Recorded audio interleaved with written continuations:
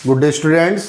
आज हम अपने औसत के चैप्टर को आगे बढ़ाते हुए कुछ उसके विशेष सवालों पर और आगे अपने चर्चा को आगे बढ़ाते हैं। कुछ सवाल और देखते हैं। चलिए, तो हमने पीछे कुछ सवाल देखे थे।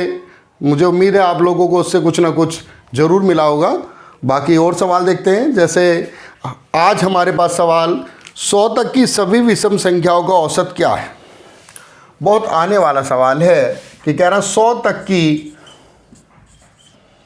विषम संख्याओं का औसत।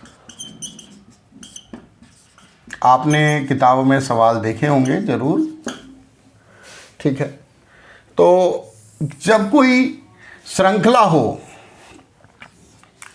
ठीक है, जब कोई श्रृंखला हो जो एक निश्चित क्रम को दोहरा रही है, जैसे ये आ रहा है 1 2 3, या जैसे इसमें विषम कह रहा है तो विषम हो गया 1 3 5, या सम हो गया आपका 2 4 6, या कोई भी ऐसी संख्या जो एक निश्चित क्रम को दोहरा रही हो, जैसे समांतर श्रेणी बना रही हो, जैसे 2 4 6 8 की जगह हम कह सकते हैं 3 का पहाड़ा चल रहा है 3 6 9, 7 का चल रहा है 7 14 21। तो इस तरह के सवालों के लिए हम लोग एक निश्चित फार्मूला अप्लाई कर सकते हैं, फर्स्ट प्लस लास्ट बाई 2। औसत के लिए ये फार्मूला बहुत ही महत्वपूर्ण होता है, फर्स्ट प्लस लास्ट अपॉन 2। चलिए देखते हैं। अब जैसे मेरे पास कह रहा है 100 तक की सभी विषम संख्याओं का औसत बताइए। तो आप ये तो जानते ही हैं कि 100 तक पहली विषम संख्या हो गई 1 और अंतिम हो गई 99। अब 2 से भाग कर देते हैं भाई, ये आंसर आ गया 50। तो 100 तक की विषम संख्याओं का औसत पूछा था उसने, 1 + 99 को जोड़ दिया। चलिए इसी सवाल को अगर मैं कह दूं कि 100 तक की सम संख्याओं का औसत, तो भी मैं निकाल सकता हूं। सम संख्याओं का औसत कह दिया तो पहली संख्या हो गई 2 और अंतिम संख्या हो गई 100। आ जाएगा भैया आंसर 51। ठीक, चलिए कुछ और सवाल देखते हैं। जैसे मेरे पास एक सवाल है कि 3 के प्रथम 9 गुणजों का औसत क्या है। 3 के प्रथम 9 गुणजों का औसत, और मैं सवाल को देख रहा हूं तो उसमें सॉल्व करने का तरीका बिल्कुल अलग सा दिया है कि इन्हें सबको जोड़ो और फिर इन्हें भाग कर दो। तो देखिए, मैं मान लिख सकता हूँ कि 3 के 9 गुणजों को आप ऐसे सॉल्व कर सकते हैं। बिल्कुल बिल्कुल करा जा सकता है भाई। तो 3 के 9 गुणजों का औसत बिल्कुल आप इस तरीके से भी कर सकते हैं, लेकिन मैं इस तरह से करने के पक्ष में नहीं हूँ। 3, क्योंकि 9 गुणज तो आप लोग इस तरह से निकल सकते हैं कि भाई 3 6 9 12, लेकिन अगर मैं ये कह दूं कि 3 के 300 गुणज, या 3 के पहले 68 गुणज, या 3 के पहले 263 गुणज, मतलब कुछ डिफरेंट सी संख्या ले ली जाए, तो ये संभव नहीं होगा। लेकिन 3 के प्रथम 9 गुणजों का औसत आप फर्स्ट प्लस लास्ट बटे 2 फार्मूले से जरूर ले सकते हैं। 3 का प्रथम गुणज 3, 3 1 जा, चाहे आप ऐसे भी लिख सकते हैं, और 3 × 9 गुणज कहा बटे 2 हो गया आंसर। आसानी से निकलेगा।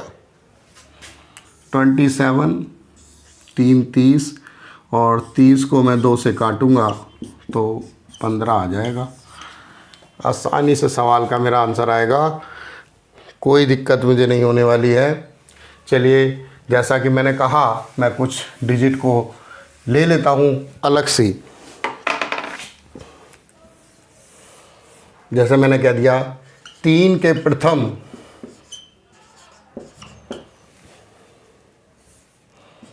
221 गुणजों का औसत क्या होगा। संभव ही नहीं कि आप इसे बिना ट्रिक के निकालेंगे, लेकिन अगर फर्स्ट प्लस लास्ट बटे 2 की फार्मूले की बात करते हैं, निकाल सकते हैं। वही 3 × 1 + 3 × 2 × 1 / 2। आप जानते हैं यहाँ पे 3 कॉमन आ गया और 3 गुणा 222/2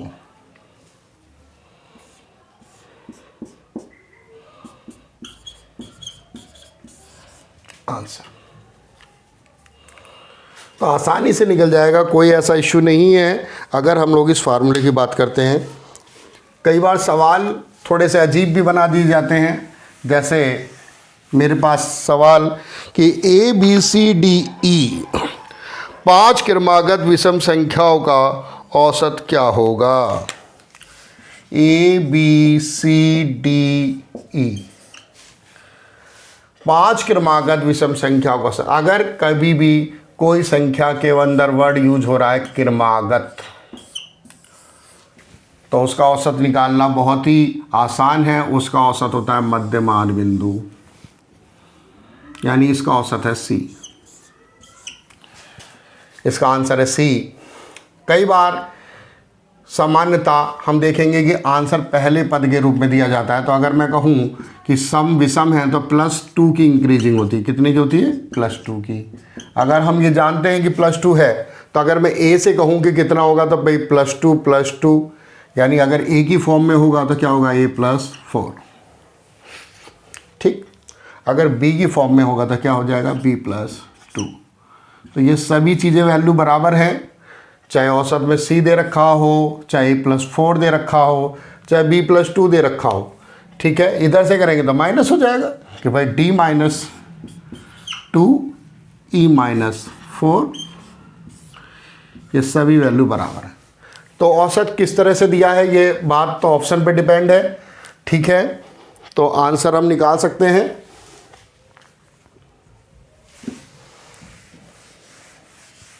चलिए कुछ सवाल और देखेंगे। जैसे कह रहा है 7 क्रमागत संख्याओं का औसत 33 है, इनमें सबसे बड़ी संख्या कौन सी है? 7 क्रमागत संख्याओं का औसत 33 है। इनमें अभी मैंने बताया था कि क्रमागत अगर दे दिया है तो हमारा सवाल आसान है। ठीक है, लेकिन इसमें तो संख्या ही नहीं दे रखी, औसत दे रखा है। तो हमने कहा था औसत क्या है? मध्यमान बिंदु। तो 7 क्रमागत संख्याओं का औसत 33 है, तो ये मध्यमान बिंदु है, तो 3 तो इधर होंगी और 3 ही इधर होंगी। क्रमागत है तो ये 34, 35 और 36 होनी चाहिए। ये 32, 31 और 30। बड़ी पूछ रहा है तो बड़ी आंसर क्या होगा? 36 होगा भाई। ठीक, तो आसानी से निकल गया। चलिए और करते हैं एक सवाल और। आप लोगों के मन में बिल्कुल ये बात टिक रही होगी कि भाई 4 क्रमागत का क्या करेंगे। अब 4 क्रमागत आ गई तो संख्याओं का औसत कैसे होगा? ये भी निकल जाता है, कोई ऐसी आफत नहीं है। 4 क्रमागत संख्याओं का औसत क्या है? अब मेरे पास सवाल है 4 क्रमागत सम संख्याओं का औसत। सम संख्या के हदीस ने इस बात को भी ध्यान देना है। 4 क्रमागत सम संख्याओं का औसत उसने दे दिया 33। इस बात को ध्यान देने की जरूरत है। औसत जो अगर सम है तो बीच की 2 मिड वैल्यू को का औसत होता है, लेकिन यहाँ पर 4 क्रमागत सम संख्याएं। चलिए लिखते हैं। औसत दे रखा है मुझे 27। अब इतना तो आप भी जानते हैं कि ये जो क्रमागत है और वो सम कह रहा है, तो 27 सम तो नहीं है। अगर 27 सम नहीं है तो 27 सम नहीं है, लेकिन 27 दो संख्याओं का औसत है जो इसके अगल बगल में सम है, यानी एक 26 का और एक 28 का। तो वो 4 क्रमागत संख्याओं में 2 का औसत लेके बैठा है, 26 और 28। तो ये वो तो संख्या होगी, मैंने आपको बताया था अभी कि सम के औसत का होता है बद्ध की 2 संख्याओं का औसत। तो अगर ये 26 और 28 है तो इससे अगली क्या होगी? 30, और इससे पहली क्या होगी? 24। आपसे पूछ रहा है 4 क्रमागत सम संख्याओं का औसत 27 है और सबसे बड़ी बताएं, तो सबसे बड़ी बता सकते हैं आप आसानी से। 30 है वो संख्या 4 क्रमागत संख्याओं के लिए। उम्मीद है आपको ये सवाल आने वाले कंपटीशन में बहुत ही ज़्यादा फ़ायदा पहुंचाने वाले हैं। ठीक है, बस थोड़ा सा ध्यान देके इन्हें प्रैक्टिस करें।